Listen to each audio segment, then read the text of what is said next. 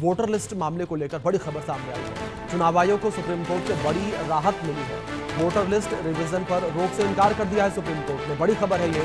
Voter list revision जारी रहेगी, supreme court ने कहा। ये संवैधानिक संस्था के कामकाज पर रोक नहीं लगा सकते, सुप्रीम कोर्ट ने ये टिप्पणी भी की है। अगली सुनवाई अब इस पूरे मामले को लेकर 28 जुलाई को होगी। ये बड़ी खबर निकलकर सामने आ रही है कि जिस तरीके से लगातार इस पूरे मामले को लेकर विपक्ष जो है मुद्दा बनाने का प्रयास कर रहा था, और कल जिस तरीके से हमने बिहार में देखा कि राहुल गांधी भी पहुंचे थे और तेजस्वी यादव जो है वो भी नजर आए थे, और दोनों नेताओं के द्वारा जो है बिहार सरकार पर, केंद्र सरकार पर हमला जो है बोला गया, चुनाव आयोग पर सवाल खड़े किए गए। लेकिन अब यहां पर चुनाव आयोग को बड़ी राहत सुप्रीम कोर्ट से मिली है। वोटर लिस्ट रिवीजन जारी रहेगा, सुप्रीम कोर्ट ने इस बात का जिक्र किया, यानी कि जिस तरीके से वोटर लिस्ट को वेरीफाई किया जा रहा है, उसे रिवाइज किया जा रहा है, तो ये काम जिस तरीके से चल रहा है वैसे ही चलता रहेगा। इस पर रोक लगाने से सुप्रीम कोर्ट ने इनकार कर दिया है। विपक्षी दल सुप्रीम कोर्ट गए थे, उन्होंने जिक्र किया था कि इससे जो वंचित लोग हैं, पिछड़े लोग हैं, उनके वोट के अधिकार को छीन लिया जाएगा, उनके वोट को खत्म कर दिया जाएगा। हमारे सहयोगी रितेश मिश्रा जुड़ गए हैं, रुक करेंगे उनका। रितेश, जिस तरीके से कल एक और बिहार में विपक्ष ने शक्ति प्रदर्शन किया, आज एक बड़ा झटका विपक्ष को लगा। सुप्रीम कोर्ट ने क्लियरली मना कर दिया कि जिस तरीके से रिवीजन ये चल रही है वोटर लिस्ट की, वो चलती रहेगी, इसको बंद नहीं किया जा रहा। और साथ ही साथ एक महत्वपूर्ण टिप्पणी ये भी कि रितेश, कि जो संवैधानिक संस्था है उनके कामकाज को रोका नहीं जा सकता। बिल्कुल, देखिए, सबसे बड़ी बात है कि विपक्ष की राजनीति पर ये बड़ा झटका है, क्योंकि विपक्ष इसी बहाने इलेक्शन कमीशन और बीजेपी को घेरने की पूरी कोशिश में था। कल देखिए किस तरीके से राहुल गांधी भी पटना पहुंचे थे और इलेक्शन कमीशन पर उन्होंने कई गंभीर आरोप लगाए। अब देखिए कि आईडी कार्ड है वो प्लस राशन कार्ड को कंसीडर कर सकती है, तीनों डॉक्यूमेंट को कंसीडर हाँ कर सकती है। इलेक्शन कमीशन चाहे तो रीजन्स देकर के उनको रिजेक्ट भी कर सकती है, लेकिन आज के आदेश में कि वो कंसीडर कर सकती है। धन्यवाद। तो हमारे सहयोगी रितेश लगातार बने हुए। रितेश, मैं एक बार फिर से आपका रुख करूंगा। जिस तरीके से आप जानकारियां दे रहे थे पूरे मामले को लेकर, प्लीज कंटिन्यू करें। इलेक्शन कमीशन के लिए बहुत बड़ी राहत है, बल्कि ये वोटर्स के लिए भी राहत है, क्योंकि देखिए सुप्रीम कोर्ट ने साफ तौर पे कहा है कि वोटर रिवीजन का काम जो है वो लगातार जारी रहेगा। लेकिन साथ ही साथ सुप्रीम कोर्ट ने देखिए कि इलेक्शन कमीशन को भी ये आदेश दिया है कि जो भी पहले से पहचान पत्र, चाहे वो वोटर कार्ड हो, आधार कार्ड हो, तो उसको उसकी मान्यता पर कोई सवाल ना उठे। यानी वो पहले की तरह ही उसका इस्तेमाल वोटर जो है वो करते आए हैं। और तो ये बड़ी राहत है वोटर्स के लिए, क्योंकि बहुत सारी चीजें जो है वो संशय वाली थी।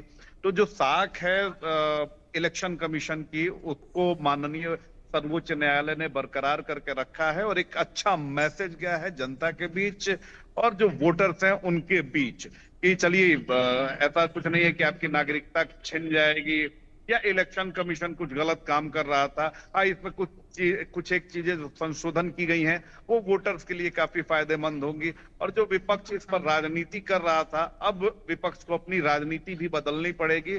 और हो सकता है कि आने वाले समय में जिस तरह से बार बार इलेक्शन कमीशन पर विपक्ष सवाल उठाता है, हो सकता है कि कोर्ट की तरफ से कुछ ऐसा भी फैसला आने वाले समय में लिया जाए ताकि राजनीतिक जो दल हैं वो इलेक्शन कमीशन को तीसरी पार्टी ना बना दें। जी रितेश, दूसरी ओर अगर बात यहां पर विपक्ष को लेकर की जाए, जाहिर तौर पर जिस तरीके से आपने भी बातचीत में जिक्र किया कि विपक्ष जो है वो इस वक्त मुद्दा खोज रहा है, और चुनाव से ठीक पहले विपक्ष को एक बड़ा मुद्दा मिला। ऐसे में क्या रितेश, जिस तरीके से सुप्रीम कोर्ट ने यह फैसला लिया है, इसका असर चुनाव पर भी देखने को मिलेगा? क्योंकि जैसे ही फैसला ये आया, कुछ मिनट ही हुए हैं, थोड़ा ही समय अभी हुआ है, लेकिन सत्ता पक्ष जो है वो अब विपक्ष पर हमलावर नजर आ रहा है। वो ये कह रहा है कि आप देख लीजिए किस तरीके से आप इसे मुद्दा बनाने का प्रयास कर रहे थे, और सुप्रीम कोर्ट ने इसे लेकर इनकार कर दिया। देखिए, इधर हालिया वर्षों में ही देखा जाता है कि न्यायालय को भी जो राजनीतिक दल हैं वो एक पार्टी बना लेते हैं। आप देखिए कि इलेक्शन कमीशन को भी राजनीतिक दल जो है वो टूल के तौर पर इस्तेमाल करते हैं।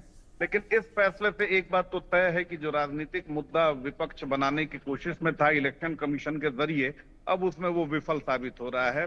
क्योंकि देखिए कि इलेक्शन कमीशन को लगातार वो सवाल उठा रहा था, लेकिन कोर्ट ने जिस तरीके से फैसला सुनाया है कि नहीं, वोटर पुनरीक्षण का काम जारी रहेगा, यानी जो प्रोसेस है वो इलेक्शन कमीशन पूरा करेगा। हाँ, इलेक्शन कमीशन को भी कई सारे निर्देश दिए गए हैं जिससे वोटर्स में भी एक विश्वास जाएगा। और लोग देखिए अब क्योंकि मैसेज जो है अब गांव गांव में पंचायत पंचायत में जो भी फैसला होता है लोग के मोबाइल के जरिए वो सारी बातें पहुंच जाती हैं। तो कोर्ट ने जब इतना महत्वपूर्ण फैसला सुनाया तो लोगों को एक विश्वास तो जरूर हो गया कि नहीं चलिए भाई मेरे पास मतदाता पहचान पत्र है, मेरे पास आधार कार्ड है, अन्य राशन कार्ड है, मैं वोट दूंगा, मैं वोट से वंचित नहीं रहूंगा। कई सारे जो डॉक्यूमेंट्स की बात कही जा रही थी उसको लेकर भी बातें कही गई जी है, तो एक बिल्कुल मतदाता में एक विश्वास तो जरूर उठा है। बिल्कुल बिल्कुल रितेश। इस बीच हमारे सहयोगी संभव शर्मा भी जुड़ गए हैं, उनका रुख करेंगे। संभव, सबसे पहले आपसे इस पूरे फैसले को समझना चाहूंगा मैं कि सुप्रीम कोर्ट के द्वारा क्या टिप्पणी की गई जब सुनवाई हो रही थी उस दौरान।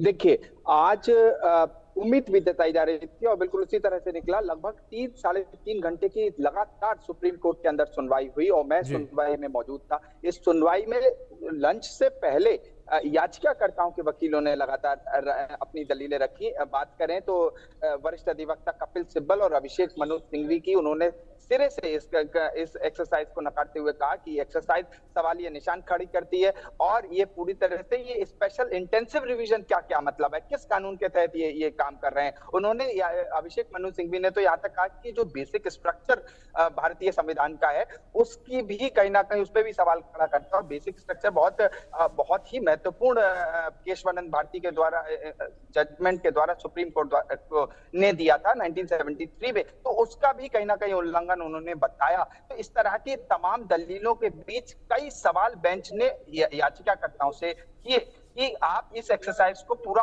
होने क्यों नहीं दे रहे। अगर ये पूरी तरह से होती है तो इलेक्शन कमीशन के पास अधिकार है कि वो कई तरह की एक्सरसाइजेस कर सकती है वोटर लिस्ट को लेके। ये लगभग 1.5 से 2 घंटे हियरिंग चली। लंच के बाद डिटेल में वरिष्ठ अधिवक्ता राकेश द्विवेदी खड़े हुए, जो कि इलेक्शन कमीशन ऑफ इंडिया की तरफ से खड़े हुए। उन्होंने कहा कि भारतीय संविधान का आर्टिकल 324 और 326 हमें यह अधिकार देता है कि हम कई तरह की एक्सरसाइजेस कर सकें और साथ ही साथ आधार किसी भी तरह का ये प्रूफ नहीं है कि ये व्यक्ति यहाँ का नागरिक है या नहीं है, ये कोई सिटीजनशिप का प्रूफ नहीं है।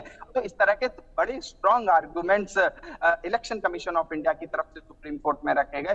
तमाम डिटेल्ड हियरिंग सुनने के बाद लगभग 3 घंटे बाद बेंच अपने जजमेंट पे आई, एक ऑर्डर पास किया कि पहली बात कि अब तो कोई रोक लगाई नहीं रही है और उन्होंने कई चीजें नोट की हैं, या जो उन्होंने नोट किया है वो बहुत महत्वपूर्ण है। और चूंकि देखिए, जब इस तरह की बड़ी इंस्टीट्यूशन जो देश की टॉप कोर्ट है उस तरह के जब ऑर्डर्स पास करती है तो एक विश्वास आम जनता के मन में जागरूक होता है। और उसके साथ साथ जो एक तरह की आशंकाएं लगाई जा रही थी ये पूरी एक्सरसाइज के बारे में, स्पेशल रिवीजन ये है क्या, इंटेंसिव रिवीजन ये एक्सरसाइज पूरी है क्या, वो भी कहीं ना कहीं दूर होती है क्योंकि कोर्ट ने सभी पक्षों को डिटेल में सुना है। यहाँ पर मैं कुछ ऑर्डर के इंपॉर्टेंट पॉइंट्स पढ़ देता हूं। उन्होंने कहा है सुप्रीम कोर्ट ने 3 प्रमुख चुनौतियों की पहचान की है। पहला, चुनाव आयोग यानी कि इलेक्शन कमीशन ऑफ इंडिया की शक्ति, ये जो एसआईआर एक्सरसाइज करने की है ये है या नहीं है, इस पे बात होगी।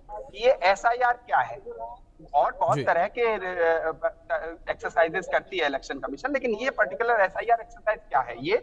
दूसरा, ये प्रक्रिया जो अपनाई गई है उस प्रक्रिया पे सवालिया निशान है। तीसरा कि यही समय क्यों चुना गया। बिहार का इलेक्शन सर पे है, जिस तरह के से मेरे कलीग अभी बता रहे थे बिहार से कि इलेक्शन सर पे है, यही समय क्यों चुना गया। ये सुप्रीम कोर्ट ने भी इलेक्शन कमीशन से सीधे पूछा, देखिए हमें आपकी प्रजातांत्रिक अधिकार, हमें आपका जो ये कॉन्स्टिट्यूशनल संवैधानिक अधिकार है उससे हम उस पर बात नहीं कर रहे, वो तो आपके पास है ही आर्टिकल 324 के तहत, लेकिन सवाल ये उठता है आपने यही समय क्यों चुना। जब इलेक्शन सर पे है बिहार में, उस समय आप उससे पहले इस तरह की एक्सरसाइज लेके आते हैं, तो बिहार चुनाव, विधानसभा चुनाव से ठीक पहले ही आपने क्यों चुना। तो ये 2-3 सवाल सुप्रीम कोर्ट के हैं। उसके बाद सुप्रीम कोर्ट ने 28 जुलाई को मामले को डिटेल में फिर से सुनने की बात कही है और इसे सूचीबद्ध करने का निर्देश दिया है। उसके अलावा चुनाव आयोग एक सप्ताह का समय दिया है कि वो अपना जवाबी हलफनामा दाखिल करें और काउंटर एफिडेविट जिसे कहा जाता है वो इलेक्शन कमीशन डिटेल में दाखिल करेगा। वो बहुत महत्वपूर्ण होगा क्योंकि उसमें इलेक्शन कमीशन बताएगा कि तमाम सवाल जो सुप्रीम कोर्ट ने पूछे हैं उसके जवाब में बताएगा कि उन्होंने ऐसा क्यों किया और किस वजह से ये पर्टिकुलर एक्सरसाइज एसआईआर जिसका नाम दिया जा रहा है वो की गई और क्या अधिकार थी, इसमें इलेक्शन कमीशन बताएगा। उसके साथ साथ इलेक्शन कमीशन पीठ ने यानी कि बेंच ने इलेक्शन का ये बयान भी रिकॉर्ड किया और इलेक्शन कमीशन की ओर से क्या है कि 11 दस्तावेजों की अंतिम नहीं है, बहुत महत्वपूर्ण है। आम ये समझना, सुप्रीम कोर्ट ने इलेक्शन कमीशन के इस बयान को रिकॉर्ड पे लिया है कि 11 जो दस्तावेजों की सूची है वो अंतिम नहीं है। Aadhaar card, voter ID card, ration card, ये दस्तावेज स्वीकार किए जा सकते हैं। ये महत्वपूर्ण, हालांकि इलेक्शन कमीशन ने स्पष्ट कर दिया था आधार कार्ड सिटीजनशिप का अधिकार नहीं है, लेकिन आधार तो उसका सिटीजनशिप नहीं मानी जा सकती इस आधार से। लेकिन आज सुप्रीम कोर्ट ने कह दिया कि आप ये भी जो साथ ही साथ आधार है, वोटर आईडी, इसको भी आप कुछ इंपॉर्टेंस वैल्यू। बिल्कुल जाहिर तौर पर समझ जिस तरीके से आप जानकारियां दे रहे हैं, एक महत्वपूर्ण टिप्पणी सुप्रीम कोर्ट के द्वारा पूरे मामले को लेकर की गई है। फिलहाल संभव मैं आपसे रिक्वेस्ट करूंगा, प्लीज आप मेरे साथ बने रहें। इस बीच हमारे सहयोगी मनोहर केसरी ने बातचीत की है और आपको दिखाते हैं किस तरीके से बातचीत में क्या